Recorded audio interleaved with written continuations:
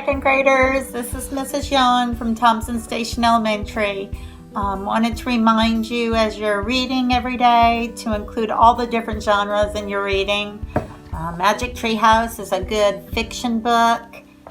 I've got two other books here. This one is Snakes and this one is Bats. These are non-fiction books. They have lots of good facts in them.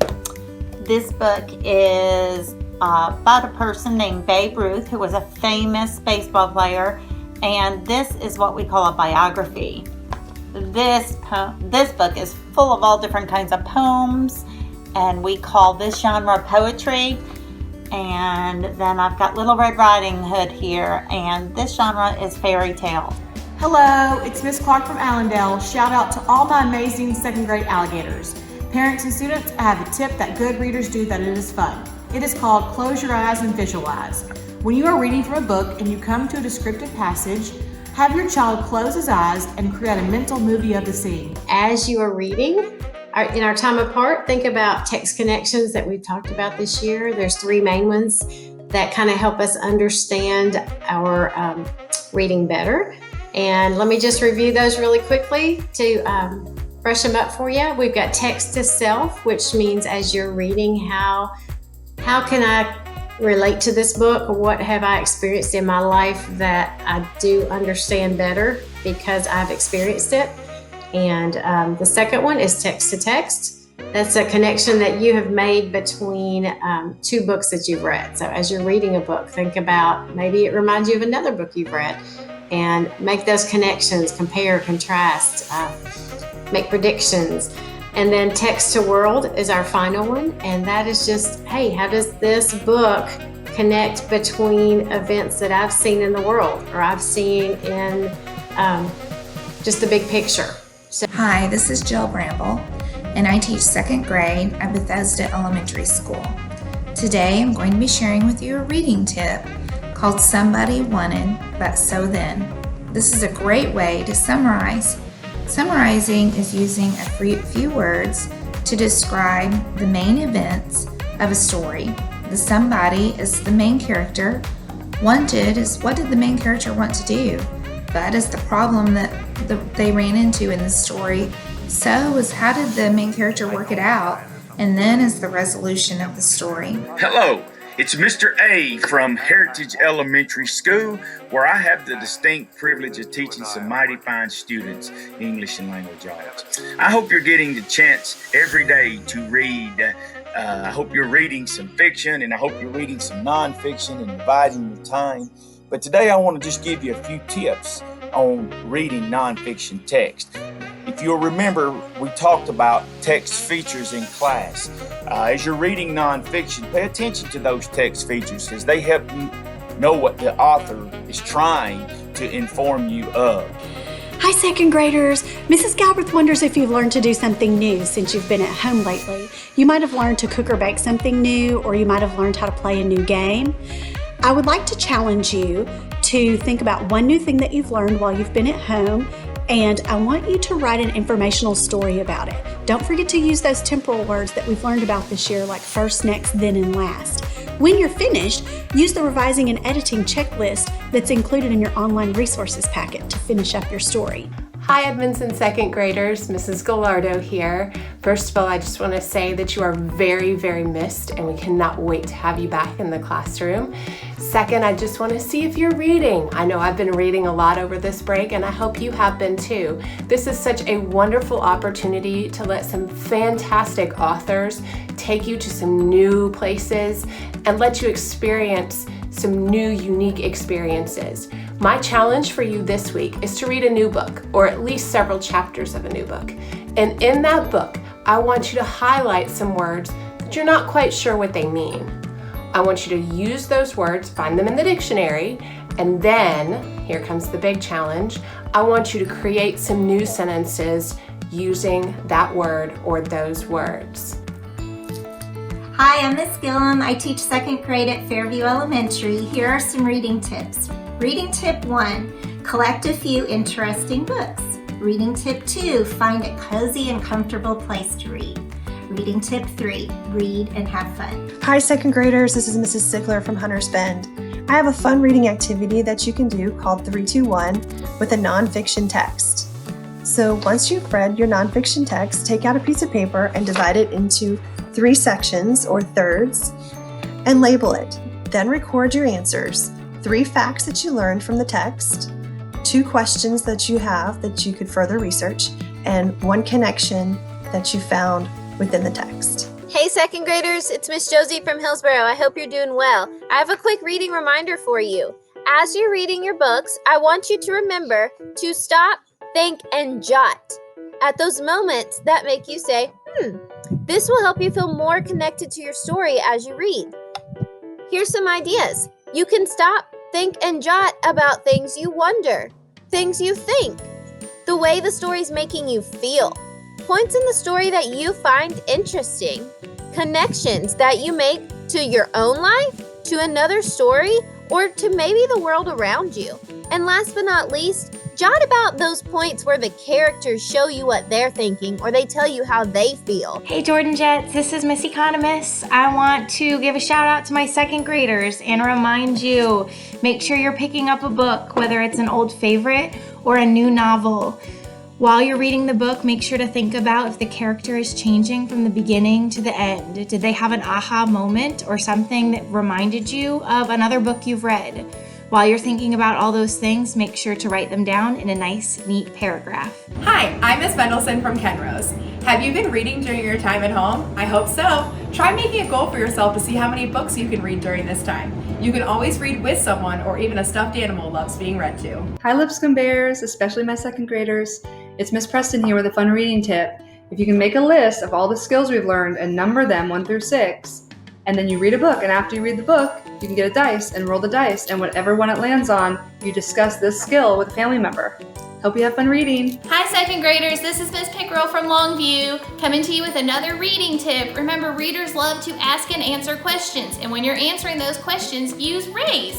RAISE will help us to restate the question, answer our question, cite text evidence, prove you're right, and then explain what it means, show how you know you're right. Hi boys and girls, Miss Waddell here, second grade teacher at Mill Creek Elementary School. I miss seeing everyone in the hallway and I can't wait to see all of our Chargers again soon. In the meantime, I hope you're reading, and I encourage you next week to choose a story and make connections to that story. Whether it is text to text, text to self, or text to world, and then write about those connections that you made. Don't forget punctuation, capitalization, and add those details. Hey Nolansville Cardinals, it's Miss Lee from second grade. During this time of staying safe at home, I've been doing a lot of reading, like I bet most of you have too.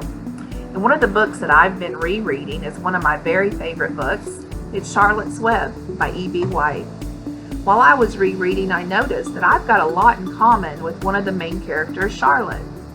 So I decided to use one of our graphic organizers that we've used several times in class this year, a Venn diagram. And I just drew 2 circles. I listed my name on one circle, Charlotte's on the other, and both in the middle. Hi, I'm Lindsay Fedorshin and I teach second grade at Oakview Elementary. I'm going to share some easy ways that you can respond to the reading that you've been doing at home during this time. To start out with an easy one, you could just simply draw a picture of your favorite part and then write a few sentences about it. You can create some foldables where you draw and write about the character, setting, problem, and solution. You can work on sequencing by writing and drawing about the different parts of the story that you've read.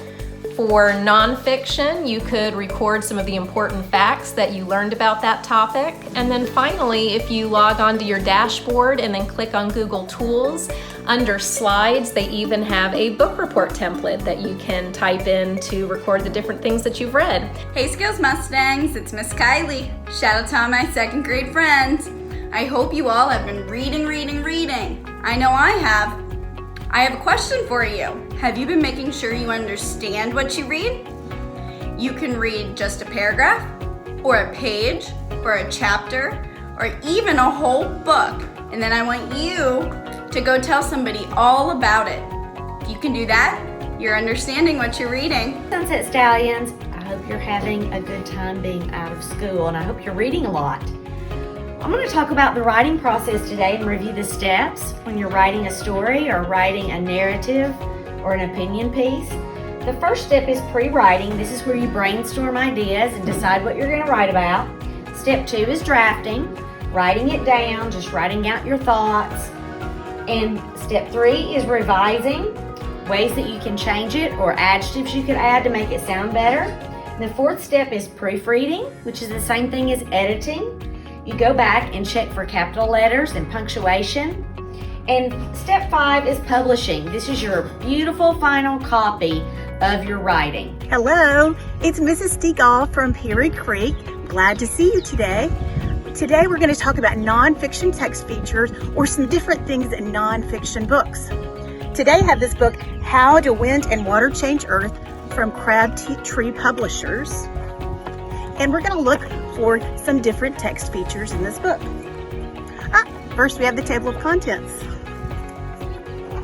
And I see on each page a photograph with a caption. And I see a heading and a subheading on each page. Hey, it's Miss Strickland from Clovercroft. I wanted to give a shout out to my second graders, and here's a reading tip for the day. When you're reading, be sure to ask yourself questions like who, what, when, where, why, and how. Asking and answering these questions can help you identify story elements and topics. Hey friends, it's Miss Gilson from Trinity Elementary School. I'm hopping on real quick to give you some tips for asking questions to better understand key details in a text. For example, you can use the 5 W's.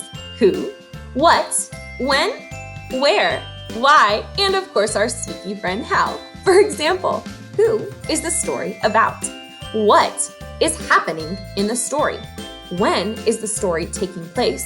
Where is the setting of the story? Why are the characters acting that way? And how do the characters change? Hi Creekside Otters, Mrs. Walker here with my twins to share a reading comprehension game with you.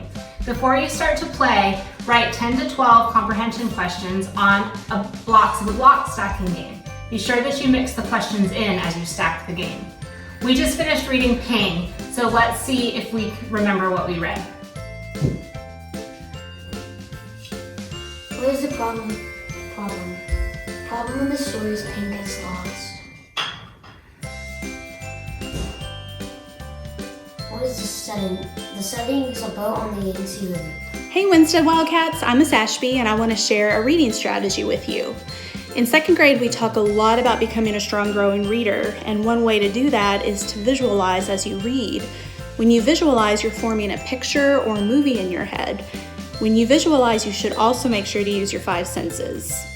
Remember, our job as readers is to always understand what the author is trying to tell us, and visualizing can help you with that. Hello Westwood Tigers, this is Miss Matir here, and I just wanted to give you a quick reading strategy to help you with those words that you do not know while reading at home.